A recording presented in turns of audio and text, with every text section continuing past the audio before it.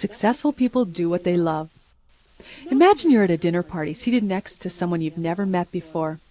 During dinner, you make polite conversation for a while, but as you get to know this new person, you eventually find yourself speaking very openly and honestly. When you ask your dinner companion about their work, they confess that they hate their job. They tell you that when the alarm clock rings, instead of jumping out of bed excited to face a new day at work, they hit the snooze bar 5 or 6 times before forcing themselves to get up. Once they're at work, they face one frustration after another as they count the minutes until quitting time. Would you consider this person successful? What if I told you they earned $1 million a year? I think most of us would agree that no matter how much we earn, we can only be truly successful if we're doing work that we love. Yet how many people really love their work? According to numerous research studies, not many. I'm sure you've heard the famous saying that nobody ever wished on their deathbed that they'd spent more time at the office. It's no wonder that at the end of the work week, in offices everywhere, you can hear people saying, "Thank God it's Friday," as they look forward to spending the weekend doing what they really want to do. The stress of returning to work can even be fatal. More people have heart attacks on Monday mornings than at any other time of the week. Some of the unhappily employed are underemployed. In other words, working at jobs that use only a small fraction of their talents and abilities. Others are working at tedious jobs they fell into because they weren't really sure what they wanted to do with their lives. Others still spent years training and preparing for careers they thought would make them happy and successful, but didn't. When I graduated from university, many of my friends went to law school believing that by becoming lawyers they would become wealthy and successful. Some of them did, but others spent 7 years at university and thousands of dollars in tuition only to find that they didn't really want to be lawyers. Let me tell you about 2 of them, and you can decide for yourself if either one of them is a success. After finishing law school and spending a year as an articling student at a law firm, Jack decided that he no longer wanted to be a lawyer. Instead, he decided he wanted to take his hobby of playing guitar in a rock band and make it his livelihood. He wanted to become a full-time musician, and that's exactly what he did. Jack is now the lead guitarist in the most successful rock band in his city.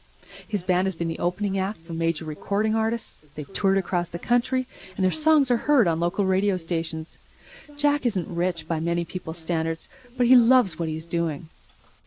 Robert discovered even earlier than Jack that he didn't like the legal profession. But because he was sure that becoming a lawyer was what he should do, he forged ahead anyway. There were numerous signs to let him know this wasn't what he really wanted. Failing grades, physical injuries at exam time, more than a year spent struggling to find an articling position, then being fired from his first job, conflicts with his coworkers, and on and on. After years of struggling, Robert finally found a job as a criminal lawyer for a small firm that promised he could earn a high salary someday if he worked long hours for years to come. Being a lawyer was a long way from what Robert really loved, and that was making people laugh. When he was a child, he'd been the class clown, and as an adult, he loved to tell outrageous jokes, and it gave him great pleasure to be the center of attention. What Robert yearned to be was a stand-up comedian, but a courtroom is not the place for that. The one time he tried to tell a joke in court, it was met with shocked silence. But Robert had a belief that being a lawyer was what he should be doing to be successful in life, because that's what his parents had told him, his friends had told him, and TV shows like L.A. Law had told him. So he's continuing to work as a criminal lawyer, telling himself that someday he'll prepare a comedy act and risk telling it at a local comedy club. I think there are many Roberts out there in all walks of life. Maybe there's a stand-up comedian somewhere who yearns to be in a courtroom, making convincing arguments that will win innocent people their freedom, and he tells himself that someday he'll apply to law school. Author Richard Ribalt said, "Find a job you truly love, and you'll never work another day in your life." Multimillionaire businessman Ted Turner certainly worked hard building a media empire, creating such stations as CNN and TBS, but his efforts have given him the opportunity to enjoy a lifestyle most people can only dream of. Do you think he feels like he's working when he watches his baseball team, the Atlanta Braves, play? Only you can decide what type of work will bring you satisfaction as well as success.